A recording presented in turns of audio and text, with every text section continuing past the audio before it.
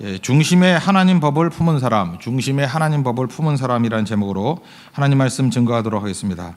그 스바냐 3장이 전체 핵심인데 하나님께서는 이스라엘 백성들 가운데 남은 자를 통해서 이제 구원하신다라는 것입니다. 이 남은 자의 신학이 제일 많이 드러나는 게 그 이사야서죠.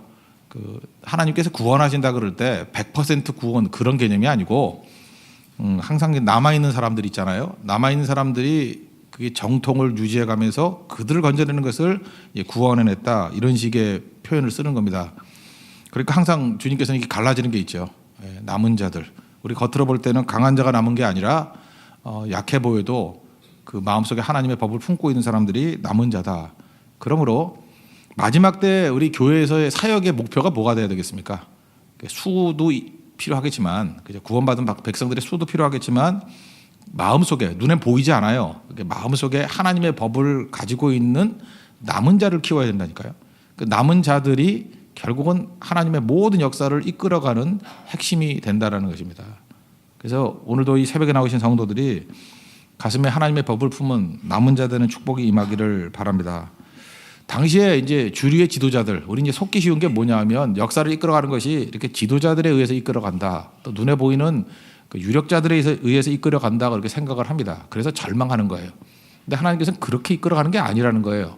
그래서 일단 당시에 그 주류를 이루는 지도자의 모습을 네 가지로 설명하고 있죠. 3절과 4절. 타이틀이 다가 아니라는 거죠. 방백, 이건 공무원이고, 재판장, 이건 뭐 사법부에 있는 분들이고, 선지자, 이건 뭐 종교 지도자들이겠죠. 말씀을 증거한 제사장, 뭐 다 같은 부류입니다. 근데 거기 네 부류를 얘기를 하면서 공통점이 뭐냐면 그들은 외적으로 타이틀은 다 갖고 있지만 그 중심에 하나님 법이 없다라는 거예요. 그러니까 가짜라는 거죠. 그래서 예를 들기를 방백들, 공무원들을 얘기하면서 부르짖는 사자요. 이게 무슨 얘기입니까? 힘이 있잖아요. 나름대로 힘이 있는데 그것을 자기 성질대로 다 풀어버리는 거라는 거예요. 힘을 남용하는 자들, 고위 공직자들 뭐 이런 얘기를 하는 거죠. 이건 어느 시대나 뭐 다 있는 일이었다라는 것입니다. 또 재판장 그러면 이게 판결을 정의에 따라서 공의에 따라서 해야 되는데 저녁 일이 같다. 무슨 얘기예요? 자기 이익을 위해서 뛰는 사람이다. 그죠? 무슨 판결을 내리고 뭐 감옥에 집어넣을 수도 있는 그 권리를 가지고 자기 이익을 위해서 뛰고 있다. 뭐 우리 최근에 우리도 많이 뭐 그런 소식이 들려오고 있지 않습니까? 사실 우리일 수도 있고 나 자신일 수도 있고 이런 재판장이 저녁 일이 같다. 또 선지자들은 경솔하고 간사하다. 이 선지자쯤에 해당되는 게 뭐 저 같은 사역자겠는데 여기 참 무서운 얘기가 경솔한 거예요. 우리가 중직을 맡거나 또는 사역을 맡은 분들은 경솔해서는 안 된다는 거죠. 그러니까 말도 함부로 해서는 안 되고 행동도 함부로 해서는 안 되고 그러니까 그렇게 하기 위해서 필요한 게 무엇입니까? 사람 앞에 서기 이전에 하나님 앞에 오랜 시간을 갖고 있어야 되는 거예요. 그 사역이 가벼워지고 어려워질 때가 언제냐면은 하나님 앞에 보내는 시간의 비율에 비해서 하나님 앞에서는 뭐 1시간 정도밖에 안 보내다가 사람하고 한 3시간, 4시간 이렇게 지내다 보면은 이게 뒤집히는 거예요. 그럴 때 나오는 그 모습이 뭐냐면 무게가 없는 거죠. 경솔하다. 그러니까 거기서 생명이 나오질 않는 거예요. 그때마다 우리 해야 될 일이 무엇이냐면 좀 끊어버리고 하나님과의 골방 시간을 많이 가져야 됩니다. 하나님 앞에 묵상하고 하나님 앞에 엎드릴 줄 알아야 되고 하나님과의 교제의 시간, 어떤 때는 단절하고 모세는 40일 동안 올라가고 그랬잖아요. 그런 시간이 반드시 필요하다는 것입니다. 그래야 무게가 생긴다는 거예요. 무게가 생긴다는 단어가 가치가 있다. 그래서 우리 영어 단어에서 월드라는 단어가 거기서 나오는 거예요. 그죠? 어린 양의 이름이 그 무게가 있다. 그런 표현이거든요. 경배한다는 뜻인데 월드 가치가 있다. 예, 그게 바로 하나님의 사역을 맡은 사람들의 모습이 돼야 된다는 것입니다. 제사장들은 율법의 수호자가 돼야 되는데 파괴자가 돼가지고 자기 멋대로 막 다 무너뜨리게 된다는 것입니다. 그러니까 겉으로 보이는 타이틀을 갖고 있는 것들이 우리의 소망이 될 수 없다라는 것입니다. 그러면 남아있는 사람들의 특징이 무엇이냐? 그 가슴 속에 하나님의 그 법을 가지고 있는 사람들이라는 거예요.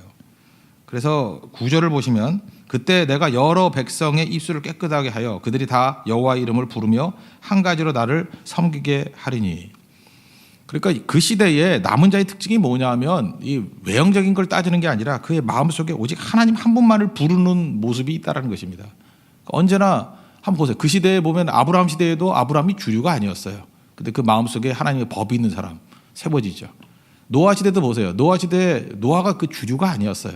근데 그 마음속에 여호와 하나님을 부르는 제단을 쌓는 그 중심이 있었기 때문에 그게 다 주인공이 되더라는 거예요. 건진 바 되더라는 것입니다. 우리는 지금 껍데기에 속아 살고 있는 시대를 살고 있습니다. 그래서 외형적으로 우리가 불행을 느끼는 게 뭐예요? 뭐 겉으로 없어서 그런 거 아니에요. 사실은 진짜 빈곤을 느껴야 되는 게 뭐냐면 족의 중심에 하나님의 법이 없는 게 무서운 거거든요. 우리가 이 마음이 부유한 자가 돼야 됩니다. 마음이 하나님으로 충만한 자가 돼야 되는데 우리는 껍데기에 대해서는 예민하게 반응하면서 중심이 무너진 거에 대해서는 아무렇지도 않게 여긴다는 거예요. 로마서 10장 13절 보니까 누구든지 주의 이름을 부르는 자는 구원을 얻으리라. 주님의 이름을 부르는 자가 돼야 된다는 것입니다. 어제도 제가 그 청년 집회할 때 그 말씀 제목 얘기를 했죠. 말씀 제목이 시편 23편인데 여호와는 나의 목자시니 이게 좀 딱 떨어지지 않으니까 청년이 물었다 하는 거예요. 그거 말고 좀 더 없냐고. 그랬더니 뭐가 더 필요해? 그리고 끊었다 하는 거예요. 근데 제목은 여호와는 나의 목자시니 뭐가 더 필요해? 이렇게 써놨다 하는 거예요. 그죠? 근데 그게 오히려 그 집회를 했을 때의 주제가 됐대요. 여호와는 나의 목자시니 뭐가 더 필요해? 부족함이 없다가 그거 아니에요? 뭐가 더 필요해? 그러니까 하나님께만 집중하는 그런 사람들이 남은 자라는 거예요.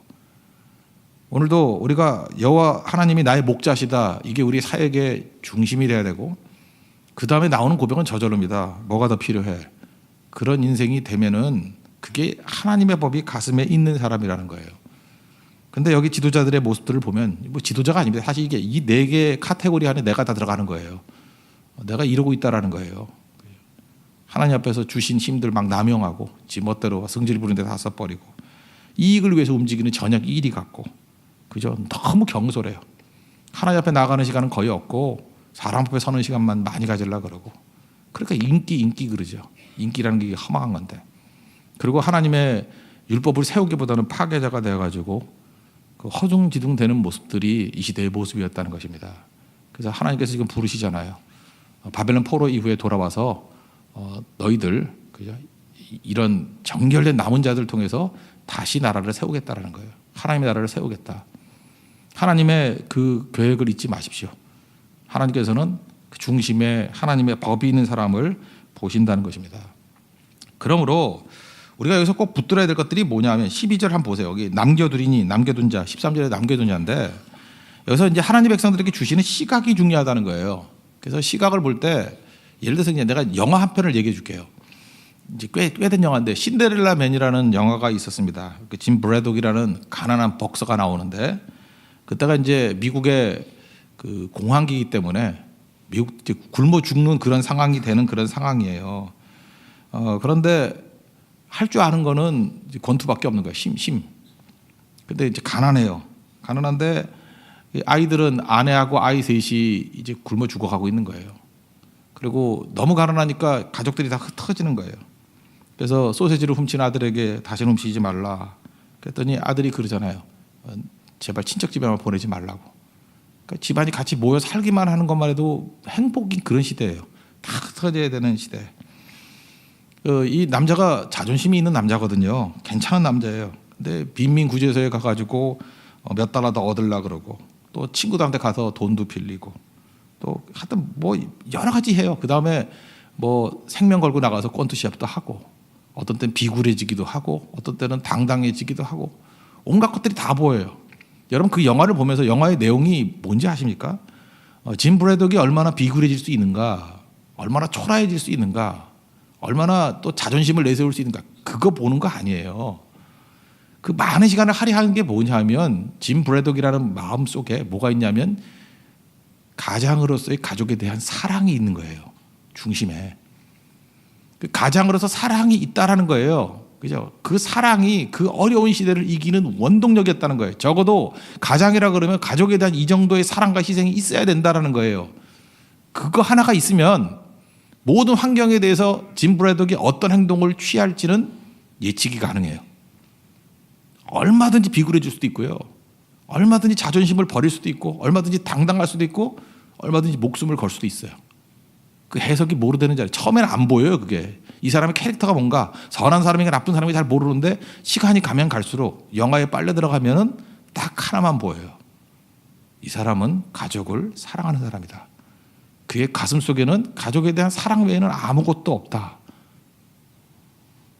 우리가 이 시대를 살아가면서 영화 한 편에서도 보이는 것과 마찬가지로 처음에는 외부에 있는 사람들이 우리를 모를 수 있어요. 저 사람이 어떤 사람이야?